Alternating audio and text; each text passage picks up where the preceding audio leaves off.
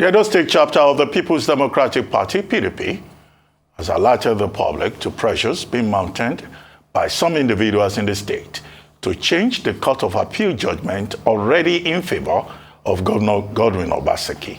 In a statement by the Deputy Chairman of the PDP in the state, Harrison Omagno, the party said information reaching it showed that certain elements and enemies of democracy have been putting pressure on the Federal Court of Appeal officials sitting in Benin City to change its already delivered judgment of 22nd of November 2022 in favor of the Governor Obaseki candidates.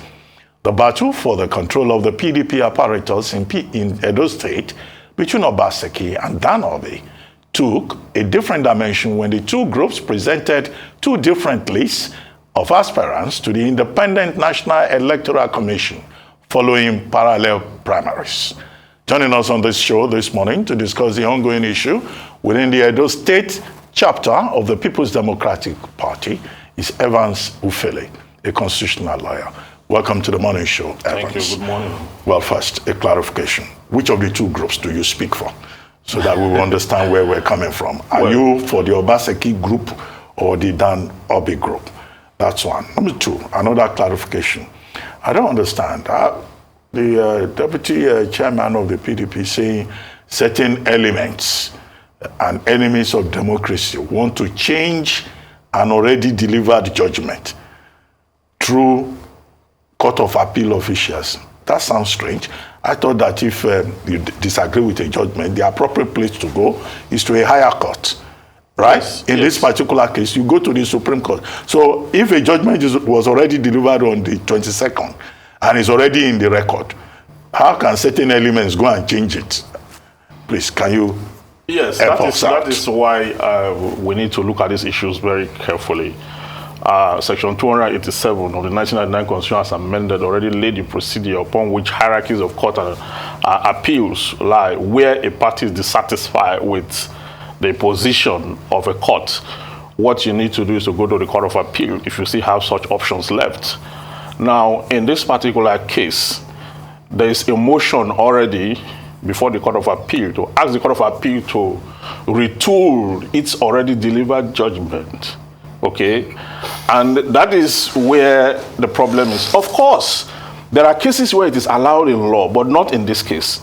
Because in this case, out of the 5 issues for determination that was presented by the appellants, 4 were resolved in the favor of the appellants.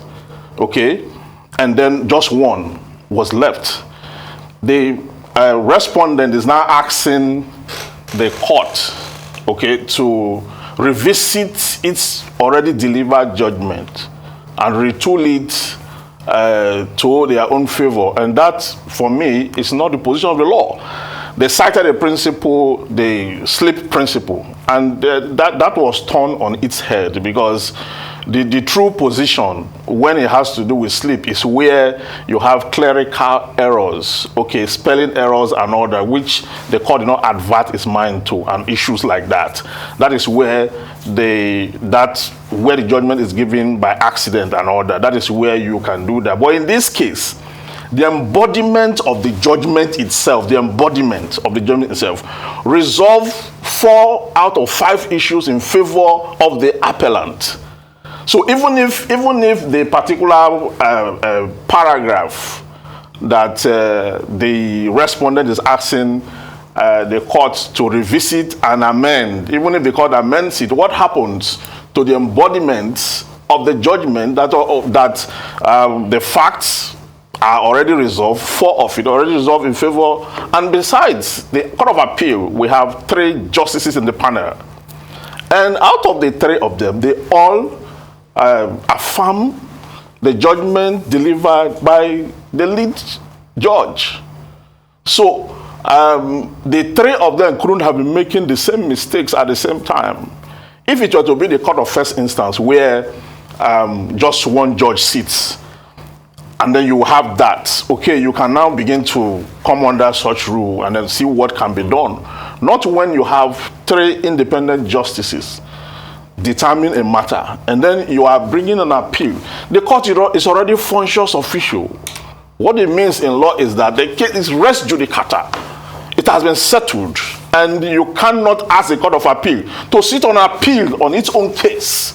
It is an abuse of court process, and that should not be allowed. Remember, some time ago it happened when some senior advocate of Nigeria came up with this issue to ask the Supreme Court to go back to its judgment, and they were fined. They were fined. They were and remember that day, the justice that read the judgment, she was reading the judgment and she was weeping. She was weeping because it was an injury to the judicial process, that lawyers should stay away from things like this.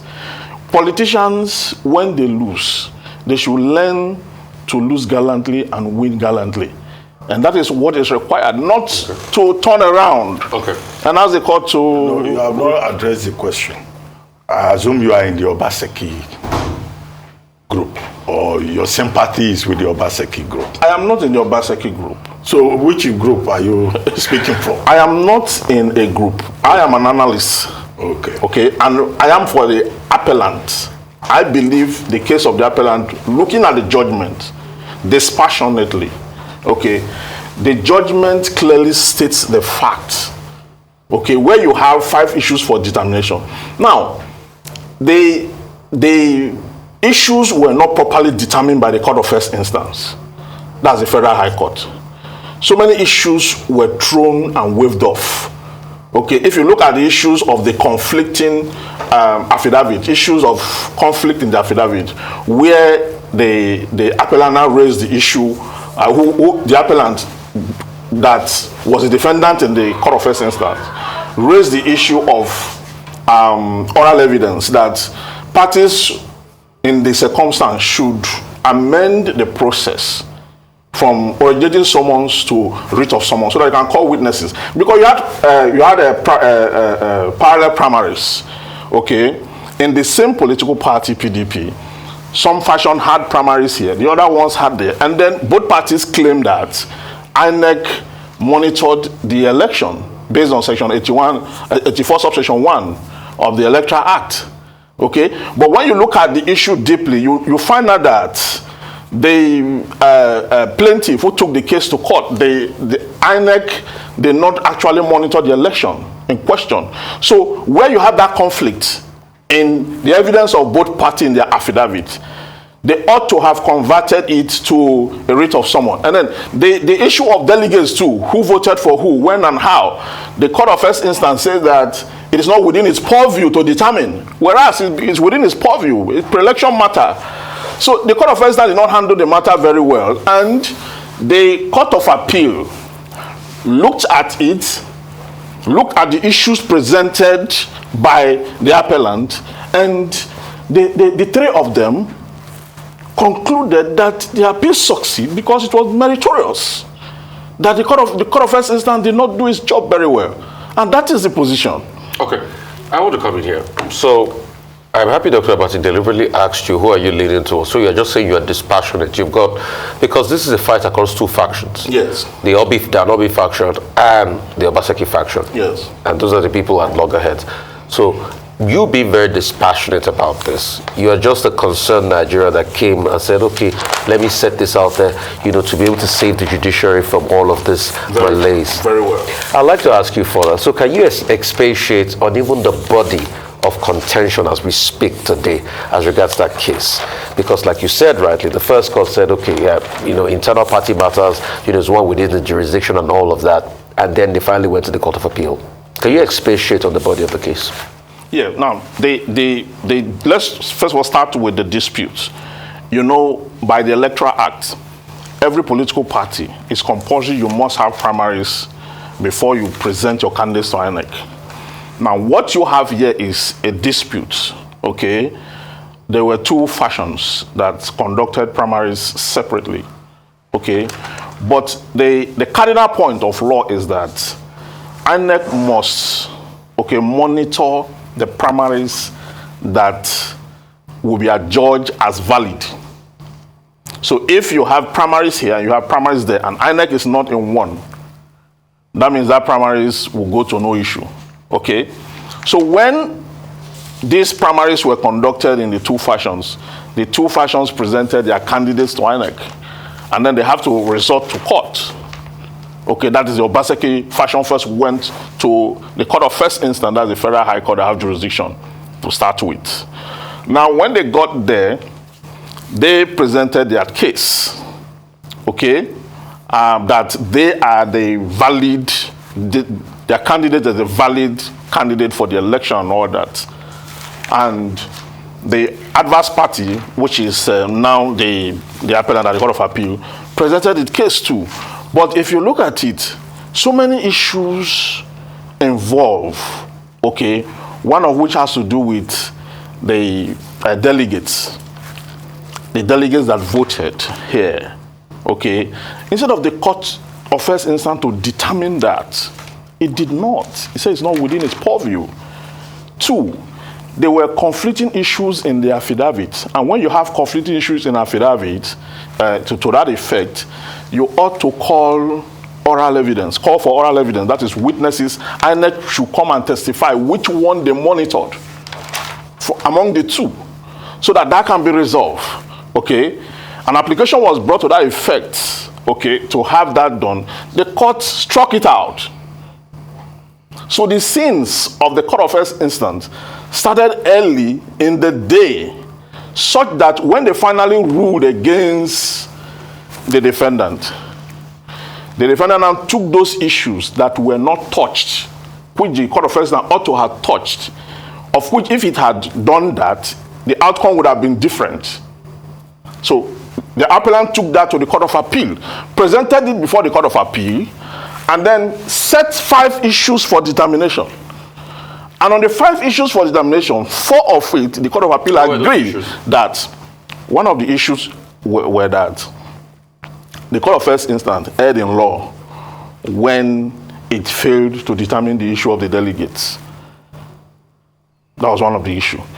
Now, another issue there was that the Court of First Instance also erred in law when it failed to determine the issue of the valid candidate elected in the primaries. Because you have two sets of candidates in the same election where you are supposed to have one. It did not determine it. Then another issue there too has to do with the issue of the third issue has to do with the issue of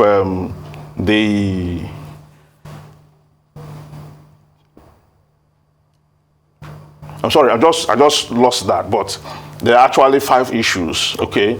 I lost that, but there are 5 issues. The 5 issues are quite clear in the judgment, okay, that the issues for determination. And those issues for determinations, if you look at the judgment, you will come to terms with it.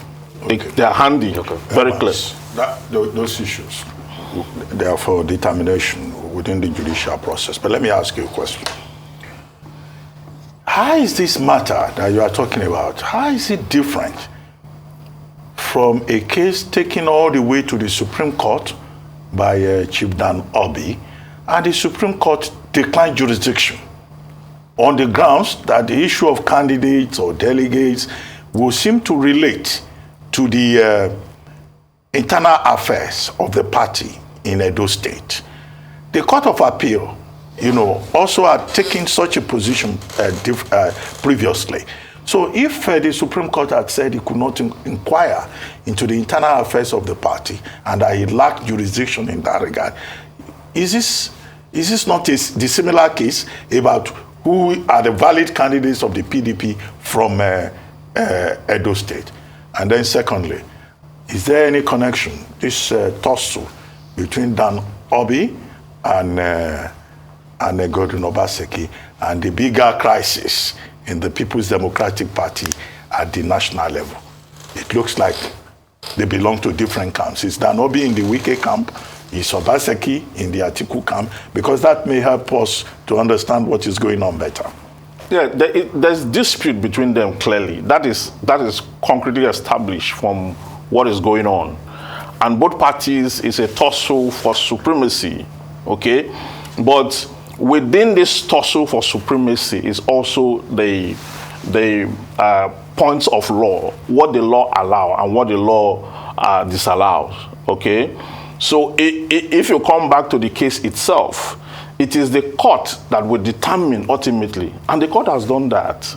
Yeah, but I'm saying there was a case, this same candidacy of the PDP, in which the Supreme Court declined jurisdiction, and the Court of Appeal also declined jurisdiction. So which other matter is this? On the ground that administrative issues within the party were not resorted to before they came to court. That is the case you are referring to. So is it different from this one? It's different. How? It's still about candidacy. Not just candidacy. Not just candidacy. I mean, the issue of candidacy is just one. The issue of the primaries conducted, how appropriate, and who are the valid delegates, adult delegates, and all of that. Yeah, the issues are the same. Who are the? No, I'm talking about the parallel primaries conducted. It's not allowed, okay? But the only thing that gives it validity is that particular primary that is monitored by INEC. That is what gives a primary validity, okay, under the law.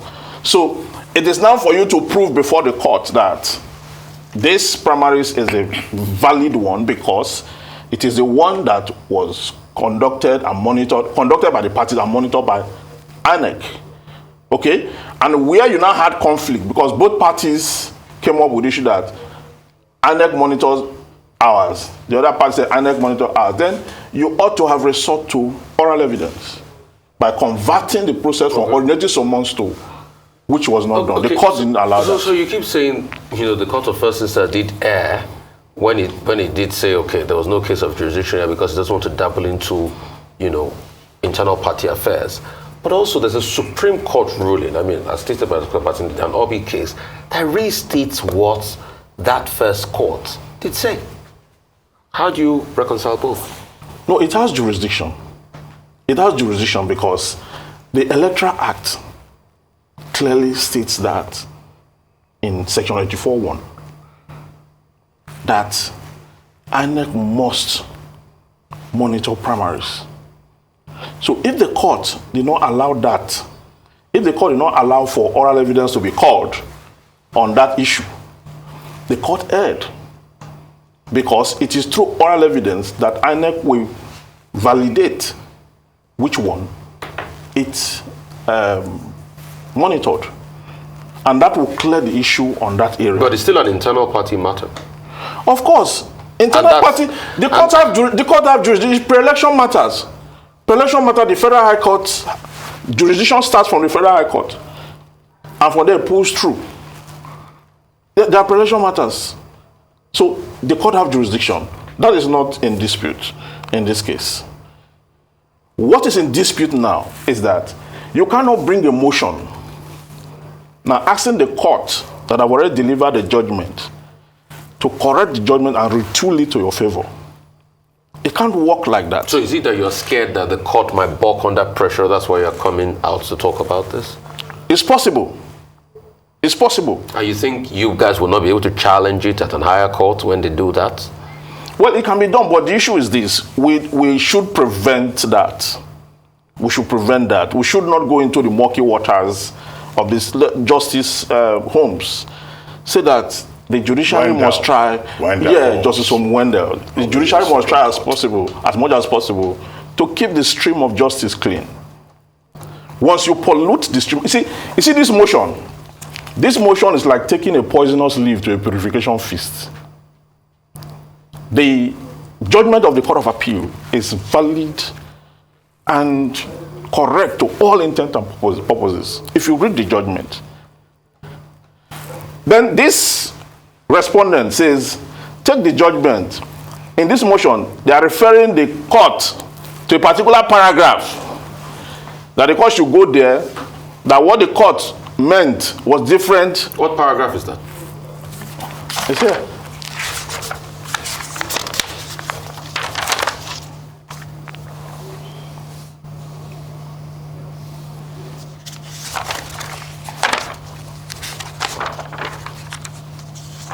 What paragraph is that bone of contention at that they're referring the court to? Yeah, that's what I'm trying to get at. This is their motion. I want to give you the quote here.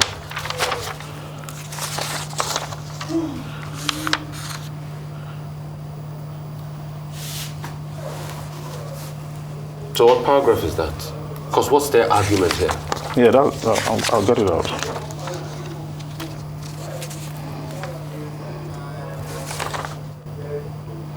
Now they are saying that the court should review the judgment. Why? The court should review the judgment. That once a judgment is delivered, the court have a right to revisit it when there is any accidental slip or omission. So, to them, they are saying that there was an error in the constitution in the judgment. What error are they pointing at? Yeah, the error is that they said that the judge who wrote the lead judgment wanted to refer to a particular expression, okay, which was not meant to be. It said that the appellant did not attach the name of the 23rd respondent in the suit, in the appeal. And that same party they are referring to passed during the process. Okay? So that was the argument. And they've advanced some other arguments to that effect, asking the court to change what it has already done. Now, even if, assuming we're not considering that the court yield to that, the embodiment of the judgment already says this appeal succeeds because it's meritorious. Not just from the one of the justices, okay, but from I think the three of them. I think the point has been made. If you have this situation at hand, what would be your advice to the appellants in this circumstance? Because this is a court of public opinion, you know, so they have gone back to the court. What would be your advice to the appellants in whose favor judgment had been delivered previously? They, of course, will file. We don't expect that they will fold their hands. No, they will file a defense to the motion, of course. So, and they will ask the court in the defense to strike out the application because it's an abuse of court process. The judgment has been delivered. The case is res judicata. It is done with in the circumstance. There is nothing that should be changed or turned or reversed. And to the court, well, the court have... Where do the plaintiffs in this matter, do they have the right to go all the way to the Supreme Court? Let me go back to that original question again. Okay, to go back... To go to the Supreme Court. Of course. They can do that. So it's a straightforward. They can do that and resolve it. Okay. Thank you very much, Evans Ufeli. Thank you very much.